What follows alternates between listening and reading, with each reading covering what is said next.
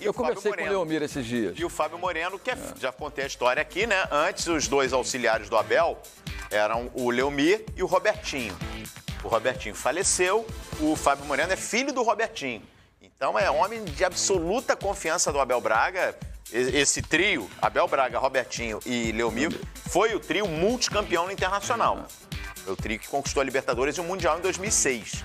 E agora o Fábio Moreno, que muito elogiado pelo Abel, vem fazendo um trabalho muito elogiado no Fluminense, tanto é que terminou o ano como técnico na beira do campo. Era isso também que estava pegando para as últimas questões contratuais, né? O Abel queria levar, além disso, algumas pessoas de comissão observação, sugeriu até nomes para preparação física, mas o Flamengo quer montar uma base fixa, uma base na comissão permanente do clube.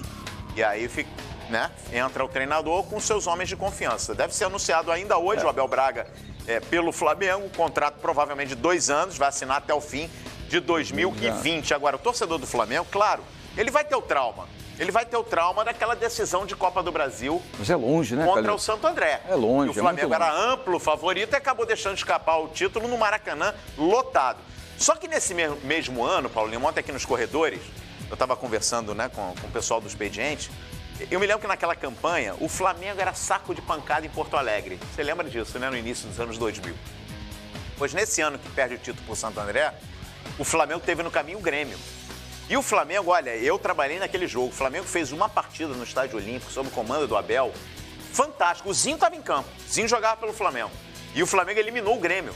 E até então não fazia boa campanha no Brasileiro, mas era favorito na Copa do Brasil. E o Flamengo avançou ali jogando muito futebol organizado. A gente via todo mundo comprometido, porque o Abel tem essa característica. Além de ser um cara que organiza muito a parte tática, eu usei até esse termo no Expediente ontem, ele é um estadista. Ele traz o grupo todo com ele.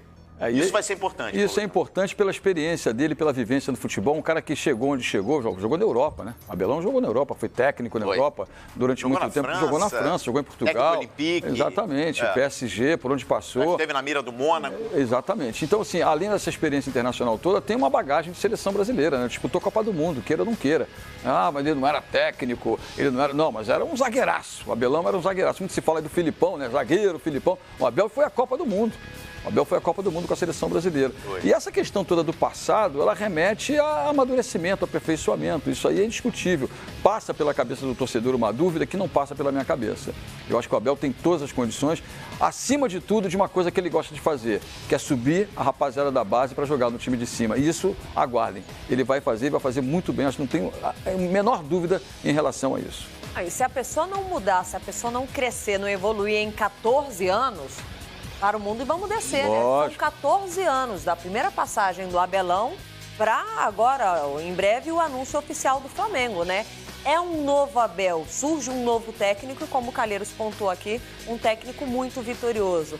A gente segue falando sobre o Abel, sobre o Flamengo, agora com personagens super especiais, Paulo Lima. Ontem à noite, aqui nos estúdios do Fox Sports, no Jogo Sagrado, nós recebemos o Léo Moura e nós recebemos o Parreira. Claro que eles falaram sobre essa contratação, a chegada do Abel Braga no comando do Flamengo. Acho que o Flamengo escolheu muito bem. Abel tem experiência, tem vontade, ficou aí 6 meses sem trabalhar, deve estar com tesão danado para voltar a trabalhar. O Flamengo hoje tem um dos melhores CTs do Brasil, talvez do mundo. Tem estrutura financeira, tem torcida, tem tudo para dar certo, né? Agora uma nova direção, embora a outra tenha feito um bom trabalho, não teve resultado, talvez no futebol, no ano que passou, mas eu acho que consertou o clube. Lançou as bases para o Flamengo grande. Não, o Flamengo escolheu, acho que um profissional que qualquer clube vai abrir a porta para ele trabalhar, porque é um cara excepcional, um grande treinador, vitorioso. Então acho que parabéns aí para a diretoria do Flamengo que escolheu um grande treinador. Tem muita semelhança dos dois, do Renato e do Abel, ou não?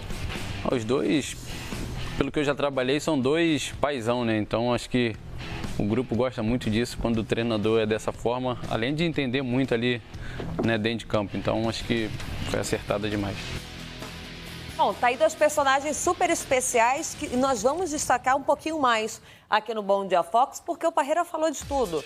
Sobre Libertadores, o Campeonato Brasileiro. O que pergunta, você responde e naquele clima super confortável.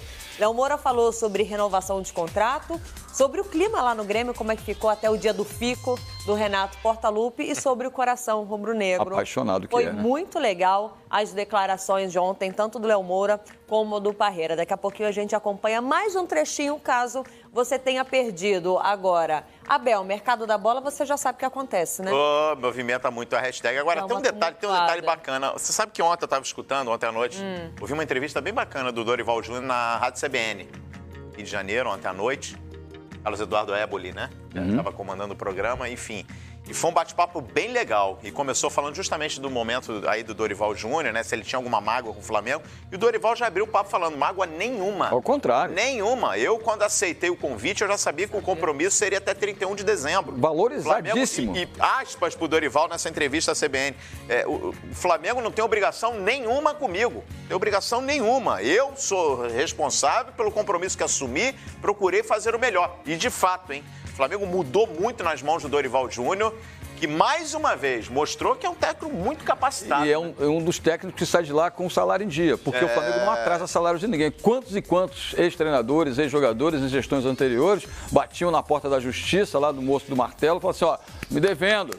Ó, a gente conhece que ainda tinha um monte de gente aí com penduricalhos até bem pouco tempo e agora está tudo sanado.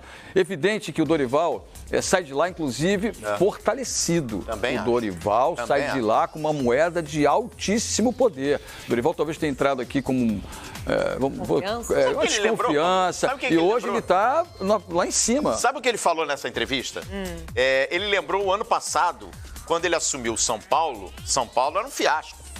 E um gol do Bahia na última rodada tirou do São Paulo a melhor campanha do segundo turno.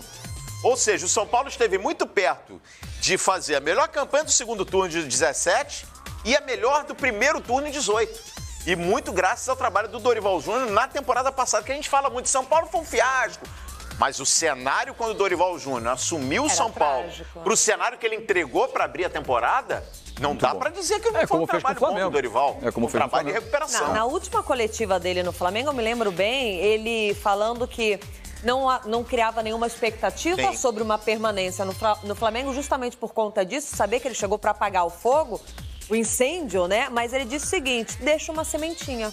Também foi plantada uma sementinha, porque ele chega com uma grande desconfiança, mas Dorival Cobrança. vai conseguir colocar o Flamengo no ritmo? Por que o Dorival? E aí ele sai bem, apresentando um bom trabalho e plantou a sementinha. Olha, fiz o meu trabalho, ficou bem.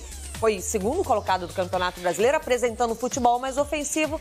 E eu saio por cima, tanto que hoje, para muitos, por que não a sequência do Dorival no comando do Flamengo? Até pouco tempo não se esperava esse tipo de pensamento do torcedor que tanto questionou a sua chegada. Aí é um técnico, Lívia, como a gente já falou aqui, que estava fora do mercado há muito tempo e abertamente o Dorival falava que não queria compromisso nenhum, né, para poder ter um tempo maior em casa, se dedicar à família, enfim, tudo aquilo que todos nós vivemos e temos que respirar isso mesmo, né? É tão importante a gente ter o nosso lado profissional, como também é importante ter a nossa vida fora e a nossa família, isso aí é fundamental, essencial. E de uma hora para outra surge uma oportunidade, um convite a ser técnico do Flamengo, porque ele já tinha sido, né, um pouquinho antes da gestão do Bandeira de Melo, com a Patrícia, né, naquela fase final do último ano da Patrícia, depois com o próprio Bandeira, depois saiu fora do clube e volta no momento em que ele criava ali uma certa expectativa, não negativa, mas de desconfiança, como a Lívia falou aqui. E hoje é um técnico que, olha que de uma maneira ou de outra, grandes clubes têm que pagar bem para ter o Dorival de volta nas suas fileiras. Não é mais um técnico, depois desse trabalho, que possa se dizer que não tenha mercado aberto, ao contrário. Rapidinho, antes da gente abrir a nossa hashtag, exatamente. É uma possibilidade. Tem mercado, a gente sabe que tem, até por conta desse trabalho que ele fez no Flamengo. Você enxerga Paulo Lima ou Dorival trabalhando em 2019 em algum clube específico? Assim, é evidente que quando se fala do Dorival, se lembra muito da conquista dele pelo Santos, pela passagem vitoriosa do Santos, né? E tá bom, tem uma vertente lá na Vila Belmiro que fala do Luxemburgo, mas tem uma corrente de oposição muito forte ao trabalho do Lucha, e o Dorival parece que ser um técnico que agrega as duas correntes dentro do próprio clube, dos conselheiros, daqueles homens que são mais vitalícios, que têm poder de decisão de fogo, né? O Conselho de Beneméritos, como eles costumam chamar lá no Santos Futebol Clube.